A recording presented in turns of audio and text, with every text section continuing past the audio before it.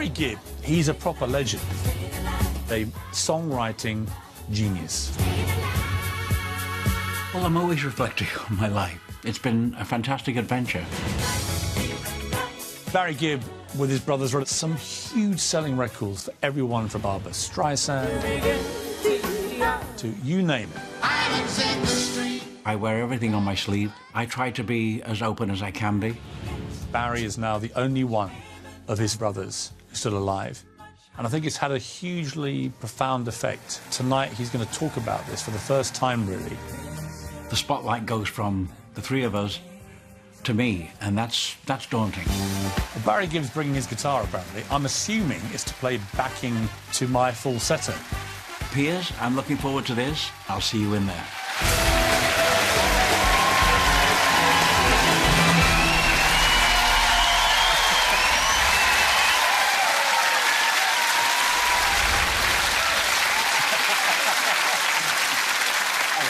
We've had some ovations before for people, but few quite with the warmth that you just received there. It's wonderful, but you know, there's so many familiar faces here that I think it's a setup. I see so many people that I've known for many, many years. So, you know. The stats are incredible, Barry, in your career. One of your songs is played on the radio somewhere in the world every 20 seconds. God. Well, first of all, that's staggering. I've been a fan all my life of so many different artists, so it's very difficult for me to visualise myself. Never been able to do that. I love it because I love the songs. You've been topping the charts for over half a century. Writing all those songs has made you, obviously, staggeringly rich. Do you know how much you're worth? No. No. I know how much I owe. But money isn't the first thing in life for me. It really isn't. I think having fun is more important than anything else. My firm belief is that the Bee Gees' copyrights are worth than something I can't even imagine. Like what? So I can't do that. If I tried to buy them off you tomorrow? I'd say to you what I've said to everybody else. It's not for sale. It's not for sale. One of the unique things about you, Barry, was, of course, the falsetto voice. Yes. Now, I'm not going to make you do too much of this. It's all right. It's perfectly all right. Got it.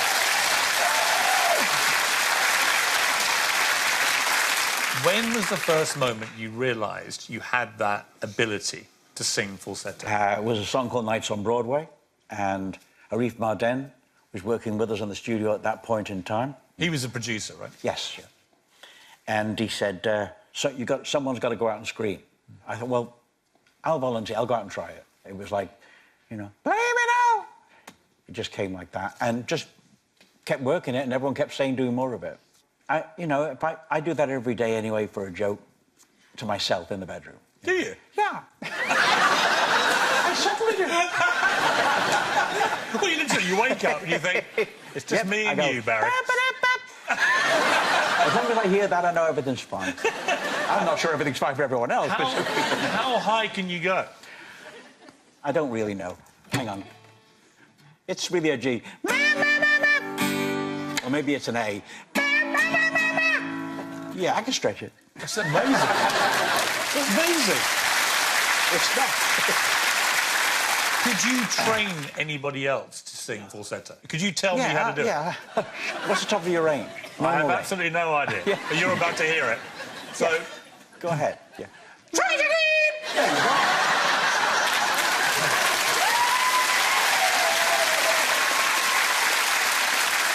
Is there anything I can do to improve? Yeah. What? Don't do it. It's pretty scary. It's pretty scary. You have a mercurial genius for songwriting. Where does that ability come from? I mean, are you aware of it? Do you have to work at it? I wouldn't call it work, because it's something you love doing. I love love songs. I love all kinds of romantic songs. But I don't find it to be something that you work at. It comes to you, and my saying is, let it ferment. And so I'll wait a week or two, and it'll write itself. It'll come by on its own. You wrote 3 #1 singles in one afternoon. It was 1979. It was Tragedy, Too Much Heaven, and Shadow Dancing, which was younger brother Andy's US Yes, number he's one. also co-writer, yeah. How could you write 3 such massive hits in just a There's few a couple of hours? answers to that. One is drugs, right? Yes. Number one. You're all on amphetamines, weren't you? Is that right? Yes, yes. You could take a pill and get high for 8 hours, 10 hours. Tell me about what happened that day. We were in... we were sitting in the lounge. Hang on. So... It's just the way you feel at that moment. It's hard to bear with no one to love you. You're going nowhere. That became it. We thought, OK, how do we grow that? First of all, it's the chorus, you know? You know that that's the centre. What's the song about, OK? And that I feel like I'm almost in the room with you now. I mean, it's such a weird... I mean, without the speed, obviously, but... Let's do a ballad. Let's write a ballad. Yeah. You know, nobody gets too much love anymore. It's as high as a mountain and harder to climb. Oh. Where did that... That's amazing, right? Oh, you've already Barry, as soon as you picked up a guitar, you were destined to become one of the world's biggest stars.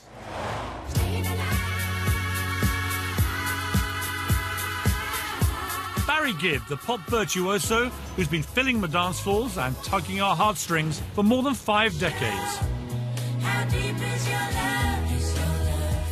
He's one of the masters.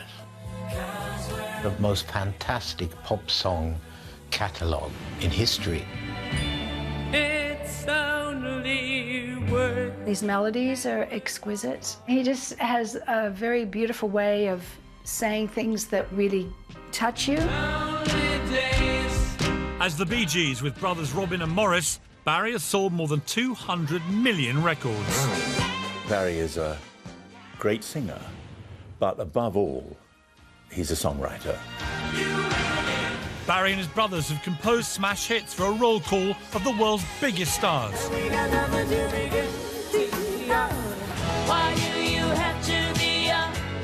Barry is a hit maker, and everybody wanted a hit, including me. Barry began writing songs aged only 8, and when the family moved to Australia 3 years later, he and his brothers began performing in pubs and clubs. They were playing in places that had things like dancing girls, and they were backstage and women were taking their clothes off, and you know, they're 3 young kids. I don't think they had much time for school. Barry's talent soon caught the eye of TV producers. Is it true that you write your own pieces, Barry? It's true, Desmond. And what are you going to play for us now you've come down from Brisbane? Time is passing by. My dad, it just cracks me up. He looked like a greaser. Robin and Maurice were just, 2 adorable kids that had these beautiful voices. Barry, even at 13, he did have a presence then, you could see. Now called the Bee Gees, the boys began to release Barry's songs as singles. Kiss me once, oh yeah. So they recorded 4 songs. I said, gee, it's a shame we haven't got half a dozen, Barry. And he said, wait a minute and I'll write a couple. And that's the kind of incredible talent he has. In search of wider fame and now writing together, the brothers returned to England. And within 6 months, they were #1. And the lights all went out in Massachusetts. The group racked up hit after hit.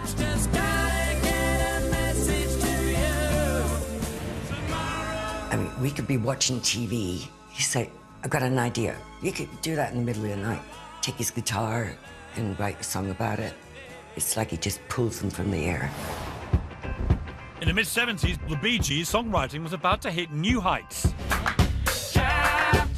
What the Bee Gees did was marry their gift for melody with the disco beat. And when they were asked to record the soundtrack to Saturday Night Fever, the Bee Gees were launched into the stratosphere. The first time I heard Saturday Night Fever, I was green with envy. Song after song after song. It was so incredible. It became became the biggest-selling soundtrack in history. And it changed the face of music. Saturday Night Fever is as fresh today as it was then. That falsetto style of singing, it's amazing. Barry Gibb's voice is the sound of a whole generation. By the late 70s, they were the biggest pop group in the world. We had a private jet, huge stadiums. The audiences were just going wild. I think Dad loved it. I think he loved every moment. It was just a wonderful time. Magical.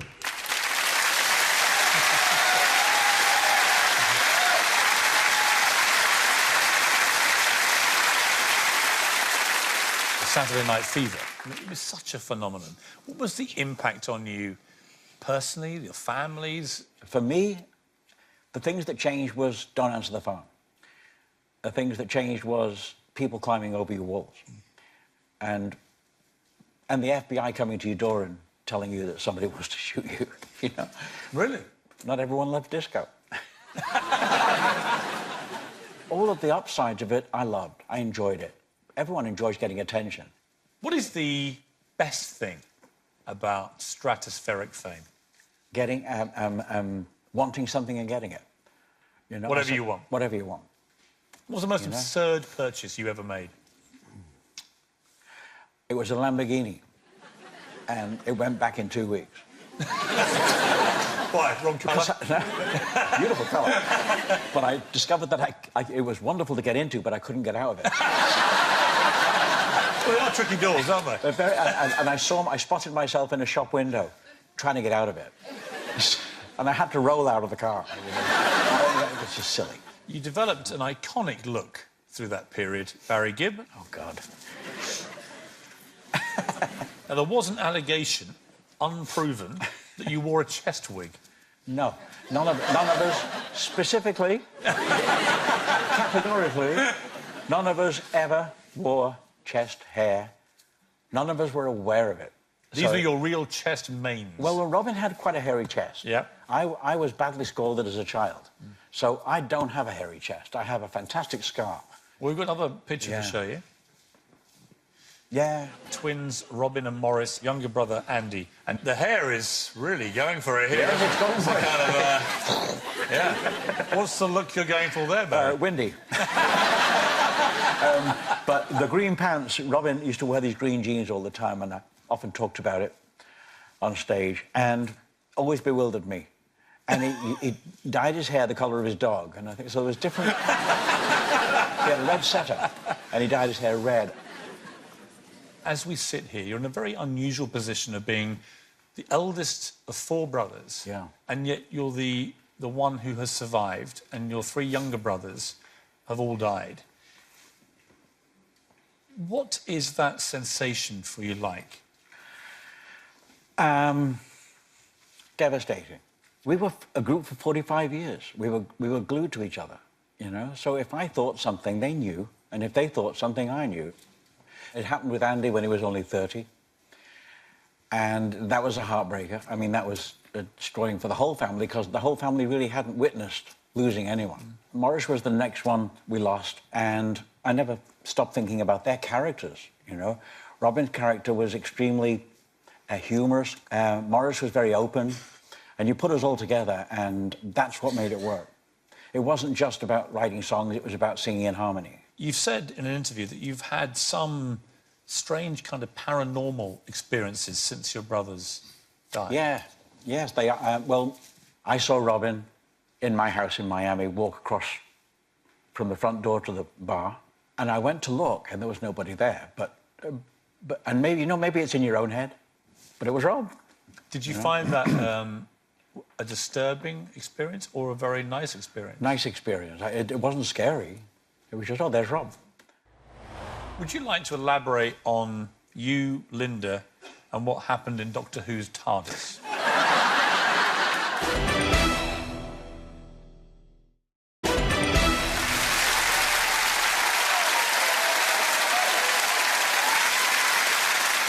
You were born Barry Alan Crompton Gibb on the Isle of Man on the 1st of September 1946. Your parents were Hugh and Barbara, and you had an older sister, Leslie. You were 18 months old when you tipped a boiling pot of tea over yourself. Is that right? Yeah.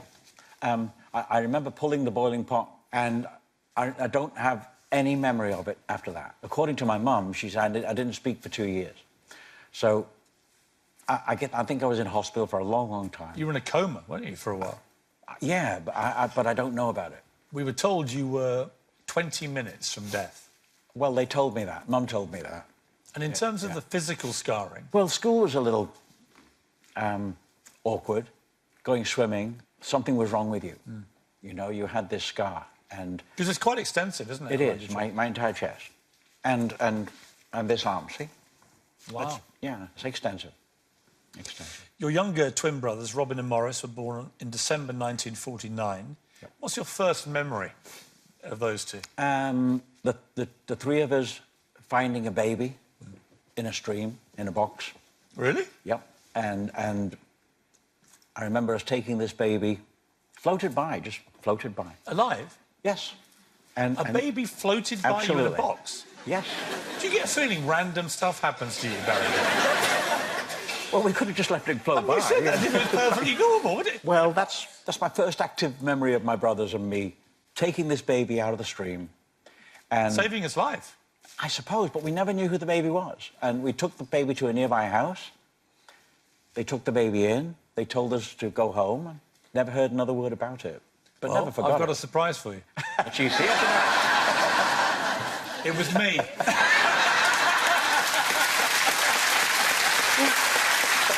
Good to see you again.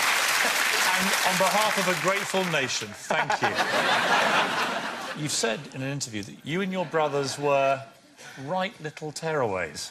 Well, it was verging on criminal. I mean, we would... Well, it was criminal, wasn't it? You just didn't get caught very often. I got 2 years probation. You did? Yeah. For what? Stealing a mini car out of a child's driveway. You had to set fire to things, the Gibb brothers. We loved building little fires. You know? Setting fire to things? No. Well, you would set little fires, and then the... things would accidentally catch fire. That's true. we built a little fire, we put bricks around it, behind a whole set of billboards. And then instead of putting it out, we'd just leave it, you know? We used to go to the baths and swim, and we'd go and get our towels and come back down the street, and there's traffic everywhere, and there's smoke, and the billboards are all over the street, and we thought, oh, my God, we didn't put the fire out, you know? And there was a policeman standing on that corner right next to us, and we had our towels under our arms. And he looked at us and he went, yeah, he said, we'll catch him.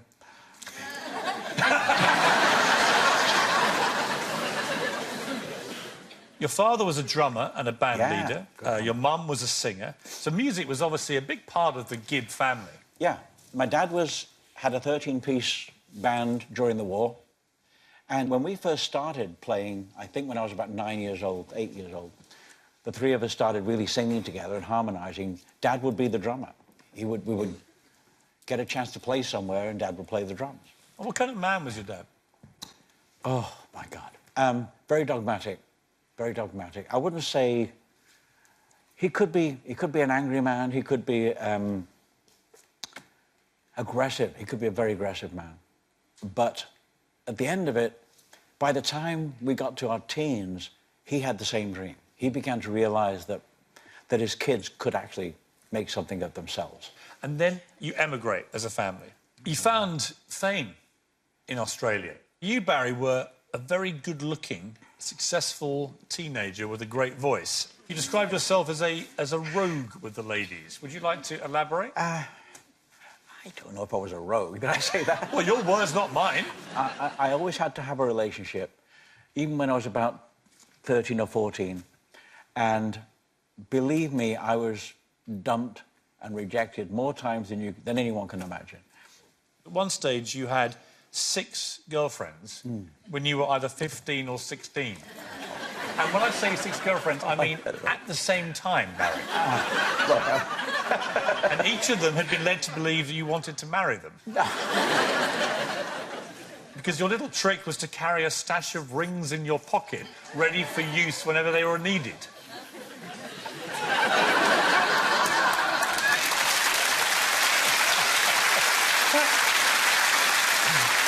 Let the jury, no denial whatsoever.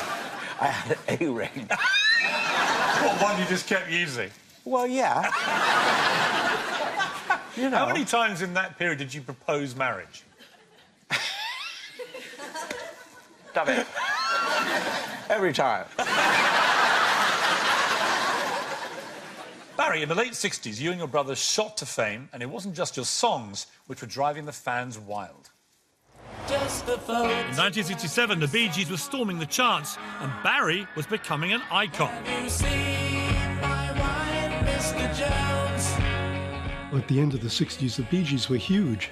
Barry looked the perfect pop star, really. Not a hair out of place. You opened any of the magazines in those days, and he was always there. He was always incredibly well dressed. Most guys were a little bit jealous, I think. And they had good reason to be jealous. Barry was an incredibly good-looking young man. Every female in the world fell in love with him. Barry Gibb was like Prince Valiant. He just stood there, and people screamed in excitement. I think he loved it, you know, being the sexiest man alive. Maurice and Robin loved it too, but yeah, maybe Dad milked it a little more. But Barry was keeping a secret from his swooning fans. He was already married. Aged 19, he'd wed his teenage sweetheart Maureen in Australia before moving to England. She was his first real love in Australia. He told me it just seemed like the thing to do because back then, people fell in love young, got married young. But Barry's passion for his career drove the couple apart. The music took over everything in his life, and he just didn't really have anything to give to a relationship at that time, and he was so young. He separated from Maureen. There was still, you know, so much for him in his mind that he needed to achieve. On September the 21st, 1967, the Bee Gees were on TV with their first #1 single. In Massachusetts. That night, Barry's life would change in more ways than one. It was the Bee Gees' first performance on Top of the Pops. The girls I was with, they said, oh my God, that guy is so handsome. Mom was Miss Edinburgh, and she was a good-looking girl. Their eyes met, you know. He's looking at you, and I said, no, he's not. And they said, oh, he's coming over. I think for Dad, yeah, he'll always say it was love at first sight. He asked me if I'd like to go for a cup of tea. For the end of the day, I think they were making out in Dr. Who's phone booth. God, Barry was damn attractive. Barry and Linda became an item, but the course of true love didn't always run smoothly. God, he had women left, right, and center if he wanted. He'd messed around a couple of times, and I was not very happy about that. I still don't know why I was the one, but I'm glad I am. Even Barry's mum was aware of his reputation. When he told his mum and dad, oh, this is Linda, we're going to get married. And I'm in the kitchen with her, and she said, don't be silly, love. She said, he says that to all the girls. VIP transport for very important pop star Barry Gibb. Despite his mum's scepticism, Barry did tie the knot with Linda. He's getting married to 20-year-old Linda Gray.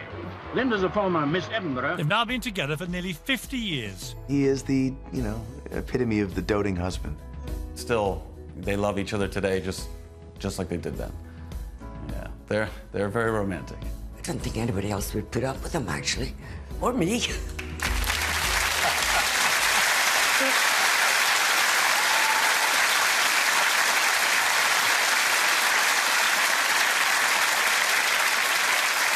I'm not going to sleep tonight. I could see you shaking. I could see you gesticulating. Clearly, the torrent of revelations there was taking you by surprise, Barry Gibb. It's amazing. Was it love at first sight? I think it was. I think in my own head, I thought, that's the woman I'm going to spend my life with. What was it about Linda that really enraptured you? She's a very, very special person. And it's not how one looks or you know, she's just so full of love and full of fun, and she has a great sense of humour. And we tend to laugh a lot more at everything around us than we could find anything to be unhappy about. Linda? She's sitting there yes. in the audience. You didn't know she was doing an interview for this programme? No, I did not. You do now, obviously. No, I did not. But look at my daughter. Yeah? She's incredible. They're both incredible. Yeah. Would you like to elaborate on you, Linda, and what happened in Doctor Who's TARDIS? I get you on that one, Peter. We had a cuddle. And yes. Well, given what you've told us about what went on in Australia, I find that very hard to believe. No, she was very good. And she wasn't going to have any nonsense from me. When did you propose? And how did you propose? Do you remember? I think I proposed at Eaton Square. No? This is great. This is absolutely great. Will you tell us? Adam Trow, then you went to America with Robert Morris. Right. So I'll leave you two to the interview. Thank you for that. Do you remember how you proposed? No. How did he propose? He did get down on one knee. I did get down on one knee. Yeah, he did. Yeah. Can't do that now. I won't be able to get up. Linda, in the interview, obviously suggested that you were a bit of a naughty boy. I wasn't naughty. I think naughty is the right word. I hadn't quite settled it, you know? Mm. And I was still in that realm of, well, my God, this woman's fantastic. Oh, she's nice. You know? And was that before or after you got married? Oh, no, it's before we got married. Right. Yeah. Yeah. And you know, she can't talk, believe me.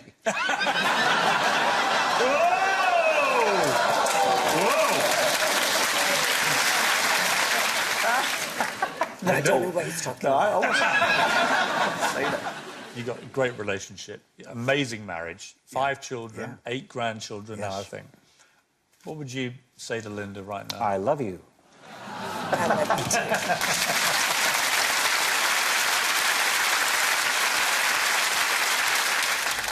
you too. You got drunk with Michael Jackson? Oh, absolutely. Really?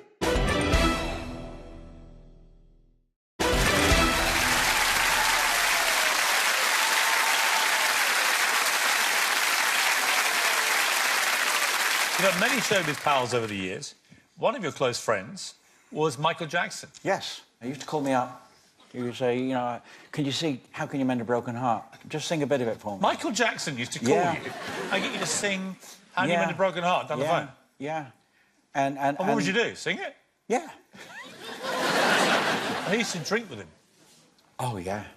Would you got drunk with Michael Jackson? Oh, absolutely. Really? Yeah. I think mainly sake, because we Sake? both love sake. And Japanese wine? Yeah.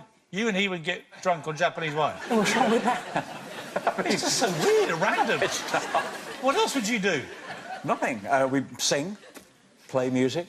Your son Ashley told us that Michael once accompanied you to see one of his school plays. Yes. Instead of Michael dressing down, he just went for it. You know, the shades and the braids. He gets out of the car, straightens himself up, and he goes, "Where's your shades?" I go, "I can't wear shades. This is my kid's school." And so you sit at the back, you know, and watch everything. Kids on the stage are going... They're not saying it, they're mouthing it, you know. And incredible. You've had huge success as a performer and as a songwriter, and your brothers had been with you every step of the way. By the late 1970s, Barry and his brothers Robin and Maurice were at the peak of their powers. The three of them had a very different sound, and when they sang together, the blend was unlike anything else. The love they had for one another, watching them on stage, you felt it. They were very much together. They laughed a lot. Then did you go to the mic and go... Max got some dynamite in his office. Dad and Robin are both very strong personalities and highly competitive. Maurice really was kind of the uniter and kind of brought everybody together a lot. And it was time to bring another member of the Gibb family centre stage. Ladies and gentlemen, our brother Andy. 12 years Barry's junior, Andy had been too young to join the Bee Gees. When he turned 19, he became a star in his own right, with 3 US #1s which Barry co-wrote and produced. He looked like Barry. He sounded like Barry. Dad and Andy were almost like twins, kind of like 2 peas in a pod. Just as Barry enjoyed success with all 3 of his brothers, he also began to work with artists outside the Gibb family. There was no one higher in demand from other artists to write and produce than Barry Gibb. Islands in the Stream, sung by Dolly Parton and Kenny Rogers, became one of the biggest-selling country singles of all time. My dad, being such a huge country fan, I think is probably one of the things he's most proud of. But while Barry's songs ruled the charts, his brother Andy's life had unravelled. He'd spent years battling depression and cocaine addiction. I remember my grandfather George telling me, Andy's gone. And I said, I don't know what you mean. He's gone. And he said, he's dead. Only weeks after his 30th birthday, Andy had passed away from a heart infection, his body weakened by years of drug use. Everything changed for all of us when that happened because it was unfathomable. It was the first time I seen my dad cry was at Andy's funeral. I've never seen pain and heartache like that. But I think that drove them back to, we gotta keep going, we gotta keep making music. The Bee Gees went on to write and record throughout the 1990s.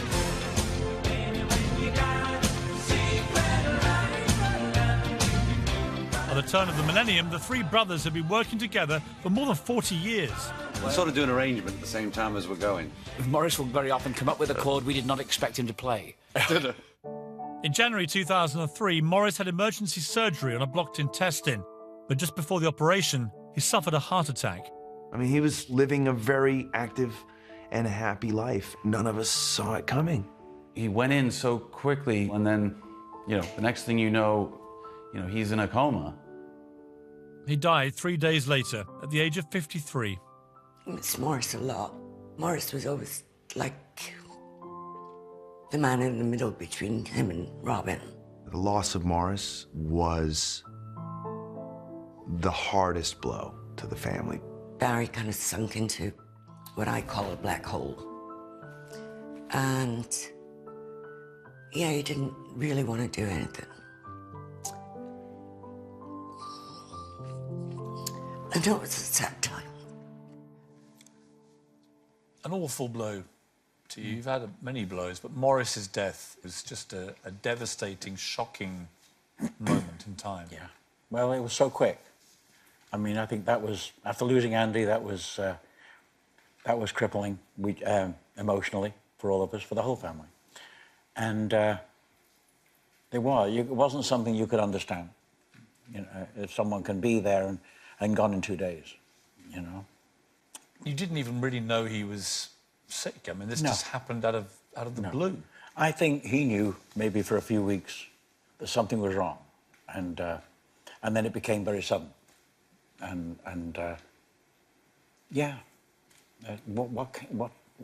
What can you say? I mean, I can't really say anything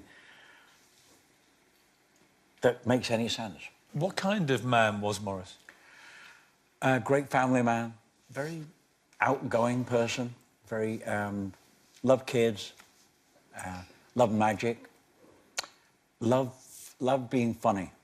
A very funny man, very outwardly humorous. Robin was inwardly humorous. Maurice was outwardly. Maurice was kind of the bridge between two brothers who were, we were always not in exactly conflict. easy bedfellows as siblings. No, we were always in conflict. Robin was intensely creative, and between the two of us, wanted the attention. And if we didn't get it, we would compete for it. I think we loved each other deeply, but I think we competed all the way. Not with everyone else, not with other artists, with each other. Yeah. Andy was 30 years old. I mean, just so young. We were forever changed. I don't think we were ever the same as three brothers because we'd lost Andy. Especially at such a young age and such a beautiful person, Andy and I were very much alike in that we loved the same things. Maurice and Robin were twins, but not alike. And so they were closer to each other. Andy and I were close to each other. So we worked together a lot. The father took the deaths of Andy and broke his heart. Yeah, and Mum. And I think that when your youngest is that's always the toughest thing. And so it broke their heart. Dad passed away a few years after that, but really from a broken heart, you know. Andy was his little light, you know. How did you find the strength to keep performing and recording with all these tragedies happening in your life? Because performing is the strength. That is that's the fountainhead for me, is to be able to perform and seeing people light up at a certain song, and that's it for me. I do everything in my life to please my family. I don't do it to please other people. That's the most important thing in life for me. When I'm on stage, my brothers, they're still around me. It's always what would Robin think or what would Maurice think.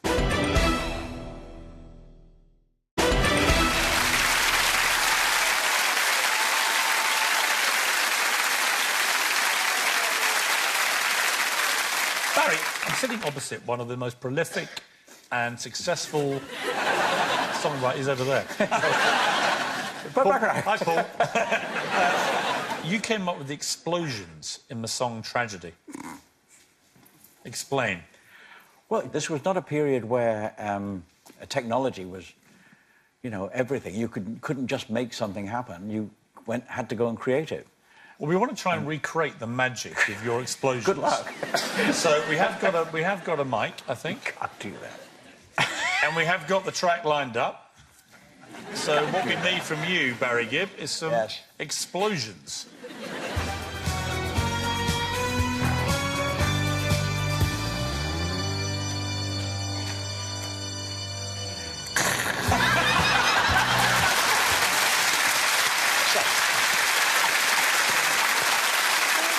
That was an explosion. That's fantastic. Your mother, Barbara, very sadly passed away in August. She was 95 years old. She was a spiritual force. I mean, Mum was the one who didn't go to shows, but always got us ready to go to shows. She discovered us. That's what she said, you know. And of course she did, you know.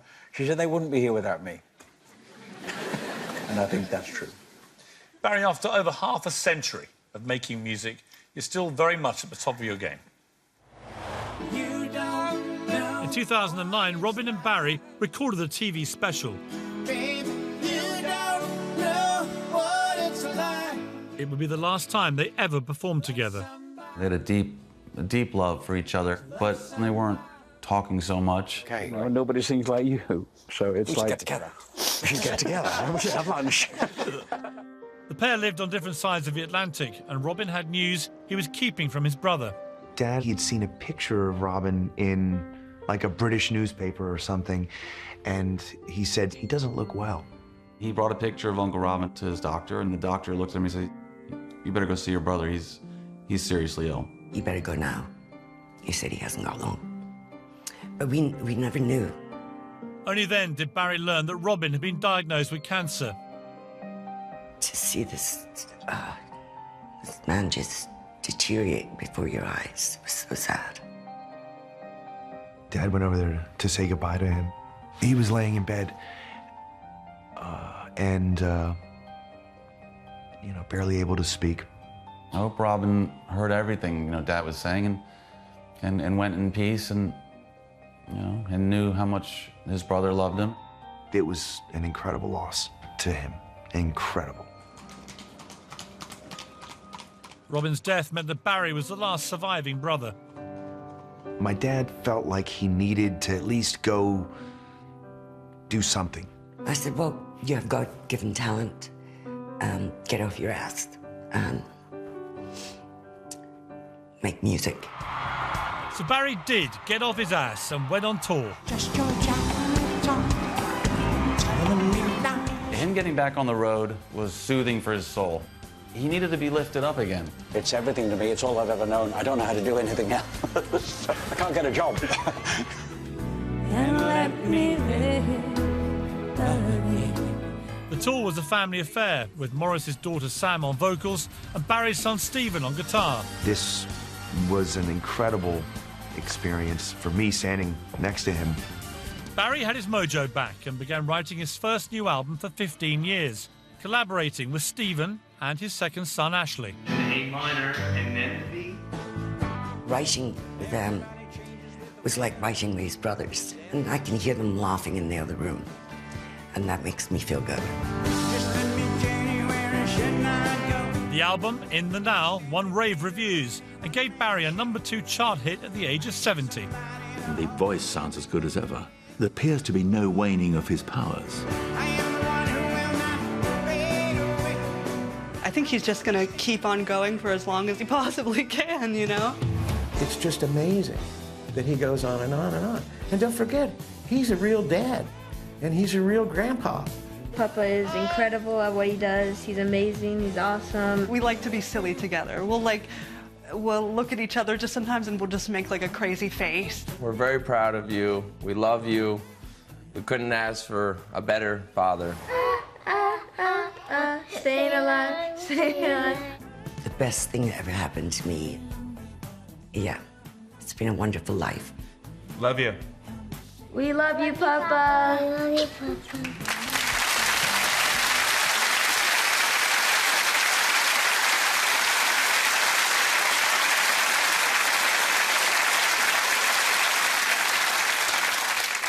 It doesn't get better than that, does it? No. If your grandchildren said, you know what, we're going to form a band, we're going to go into the world of pop, how would you feel?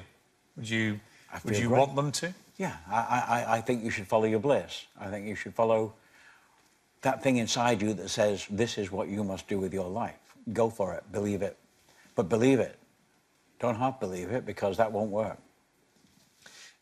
After Robin died, when you look at all the iconic video images of the Bee Gees, there are the three of you around a microphone. Yeah. And you said that you could almost feel each other's breath on each other's necks. You were that close. Yes.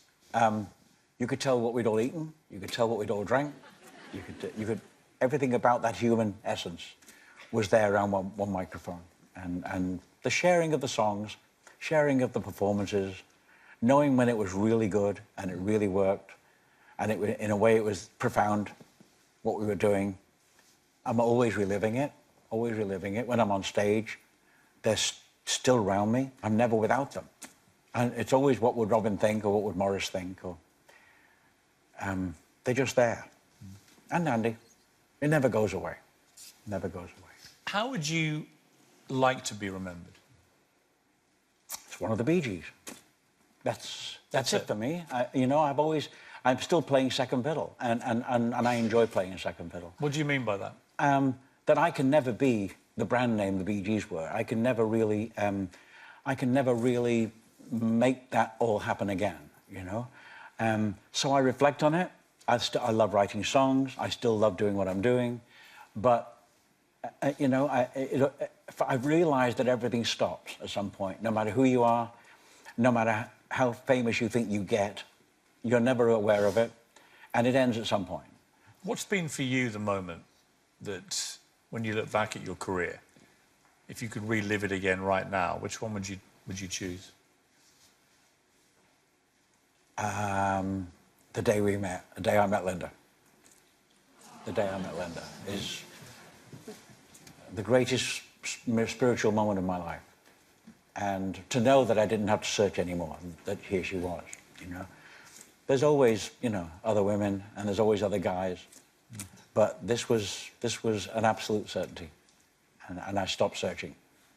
If you thought to yourself, right, of all the songs I've ever written, I'm going to sing one of them, which song would you choose? To Love Somebody. To Love Somebody. Because it's always been a joy to do, a clear, emotional message. When you sing it now, who do you think about? There's only one person I would think about, you know. Well, Barry, it's been a remarkable experience to go through your extraordinary life. Thank you. To Love Somebody might be a perfect way to finish the interview. Let's see if I can do it. I don't know some of it anyway. Okay. There's a way. Everybody say to do each and every little thing. But what good does it bring if I ain't got you? Ain't got you. it's like. If you don't know what it's like to love somebody, to love somebody the way I love